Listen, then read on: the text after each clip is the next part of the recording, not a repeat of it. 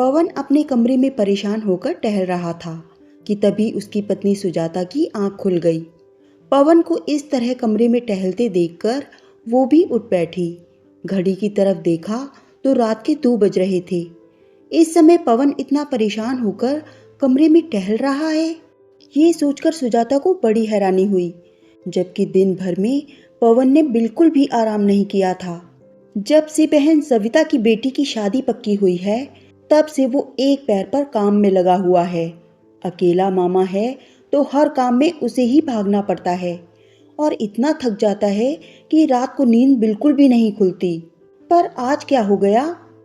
आज ये और माँ जी दोनों दीदी के घर गए थे, पर वहाँ क्या हुआ किसी ने कुछ नहीं कहा। एक तो पवन उसे सारी बात बताता भी नहीं है। सोचते सोचते सुजाता ने पवन से ही पूछ लिया, क्या बात है जी, आपको नींद नहीं आ रही? पर पवन तो जैसे अपने ख्यालों में खोया हुआ था, उसने ध्यान ही नहीं दिया।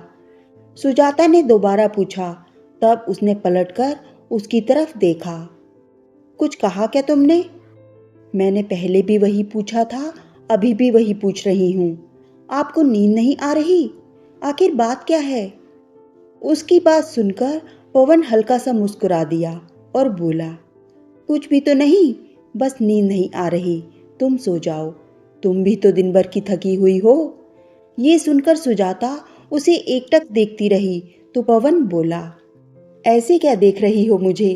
भाई इंसान ही हूँ, कोई अजूबा नहीं जो इतनी हैरान हो रही हो।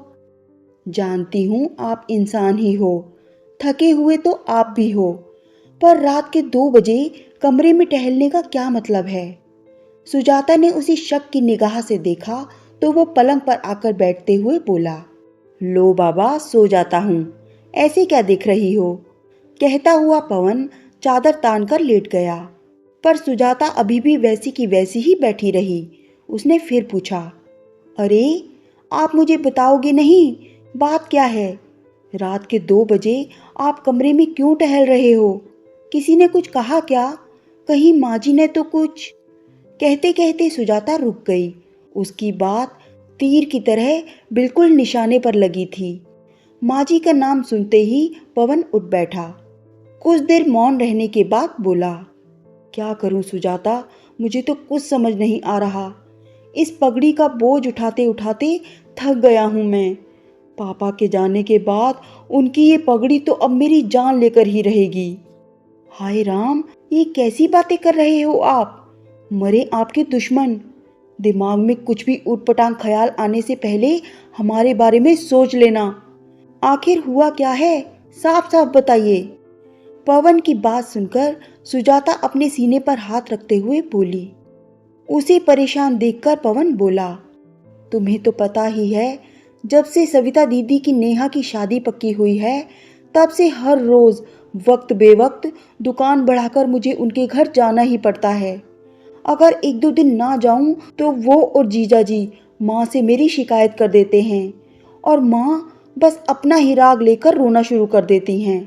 कहती हैं कि तेरे पापा की पगड़ी तेरे माथे पर बंधी है तो जिम्मेदारी भी तेरी ही है। याद रख, बहन को ससुराल में कुछ सुनना ना पड़े। पर इससे मुझे परेशानी नहीं है, मैं रोज चला ही जाता हूँ, पर आज तो। कहता कहता पवन रुक गया। तब सुजाता ने कहा, आज क्या हुआ? आज दीदी जीजाजी ने मायरे की लिस्ट दी है, और वो भी मेरे हाथ में नहीं, माँ को भी साथ बुलाकर उनके हाथों में। हाँ तो क्या हो गया? माँ जी को लिस्ट दे दी तो मायरा तो हमें ही देना पड़ेगा। सुजाता ने कहा तो पवन ने उसकी तरफ देखा और फिर बोला, सही कहा तुमने, मायरा तो हमें ही देना पड़ेगा, लेकिन हमारे घर की शांति तो भंग कर दी। क्यों? ऐसा क्या मांग लिया उन लोगों ने? सुजाता ने हैरान होते हुए उसकी तरफ देखा। अरे क्या बताऊं, लिस्ट बनाने से पहले एक बार भी नहीं सोचा कि हमारे पास इतना पैसा कहाँ है। उनके पूरे परिवार के कपड़े मांगे हैं, ऊपर से कहा है दीदी जब आरती के लिए आएगी तो सोने का गहना और 21,000 नकद थाली में रखना। यहाँ मेरे ससुराल में मेरे मायके की भी इज्जत है। हे भगवान, इतना सब मांगा है, हम कहाँ से कर पाएंगे इतना? आपने कुछ कहा क्यों नहीं? सुजाता बीच में ही बोल पड़ी। उसकी बात सुनकर पवन बोला, मैंने भी कहा था कि इतना सब कुछ हम कैसे कर पाएंगे, पर दीदी ने तो माँ को इमोशनल ब्लैकमेल करना शुरू कर दिया। वही हमेशा का राग। पापा की इज्जत का सवाल है, क्या अपने पापा की इज्जत के लिए इतना सा नहीं दे पाएगा? अगर इतना सा भी नहीं कर सकता था तो पापा की पगड़ी पहनी ही क्यों थी? तब तो बड़े आराम से चौकी पर बैठकर पापा की पगड़ी पहनी थी। कहते कहते पवन चुप हो गया, पर सुजाता से रहा नहीं गया। उसने पूछा, दीदी को तो छोड़ो, वो तो शुरू से ही लालची स्वभाव की रही हैं। आप तो ये बताओ कि माँ जी ने क्या कहा?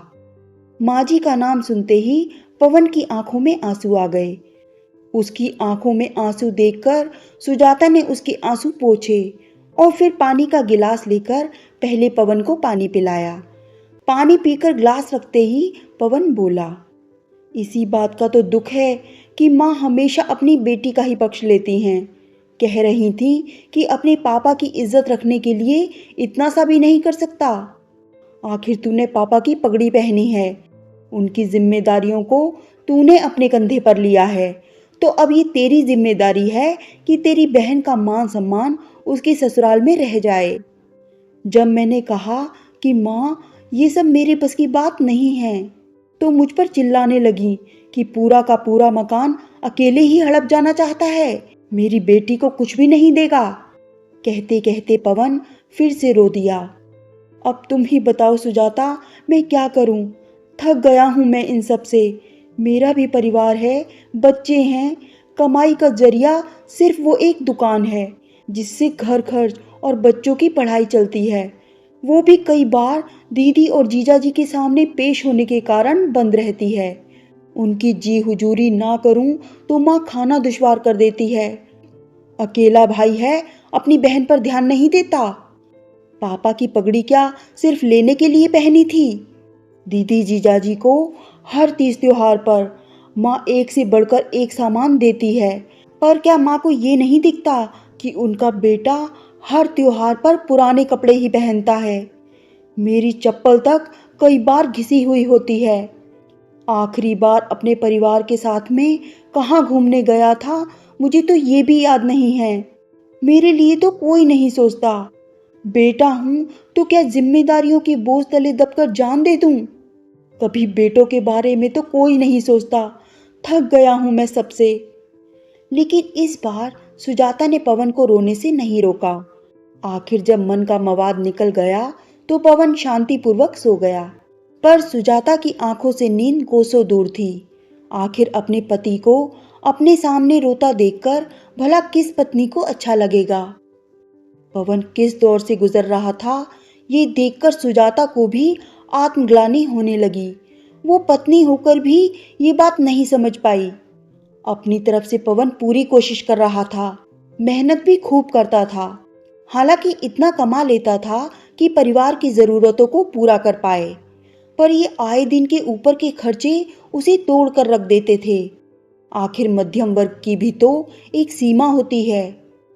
माँ जी तो बस जिद करके बैठ जाती थी कि मेरी बेटी के ससुराल ये जाएगा तो जाएगा ही।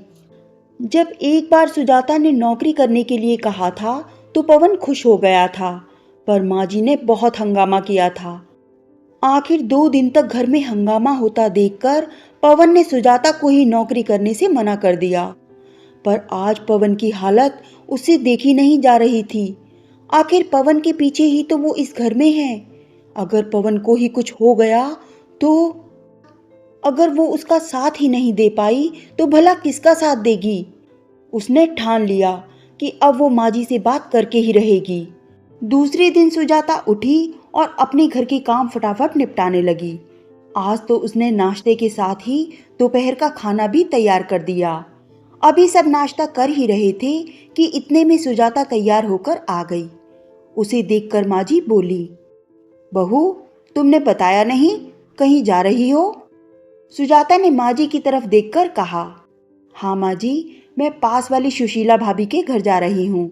उन्होंने उस दिन भी कहा था कि उन्हें एक्सपोर्ट के सामान को पैक करने के लिए महिलाओं की ज़रूरत है। मैंने सुबह ही उनसे बात की तो उन्होंने मुझे आने के लिए हाँ कर दी है। बस वहीं जा रही हूँ। दोपहर का खाना तैयार कर दिया है, आप अपने आप लेकर खा लेना। बच्चे जब स्कूल से आएंगे तो वो भी अपने आप लेकर खा लेंगे। मैं शाम को 5 बजे तक वापस आ जाऊंगी। उसकी बात सुनते ही पवन का हाथ जहां था वहीं रुक गया। वहीं माँ जी गुस्से से उसकी तरफ देखने लगी। किस से पूछकर तूने ये फैसला लिया? इसमें पूछना क्या है माँ जी, अभी घर की जरूरत है, नौकरी तो करनी ही पड़ेगी, सुजाता ने सपाट शब्दों में कहा। उसकी बात सुनकर माँ जी ने पवन की तरफ देखकर कहा, ये क्या बोल रही है? तू कुछ कहता क्यों नहीं? तुझे पता है ना कि मुझे बहू का घर के बाहर जाकर कमाना अच्छा नहीं लगता, और फिर ये चली जाएगी तो घर का काम कौन करेगा?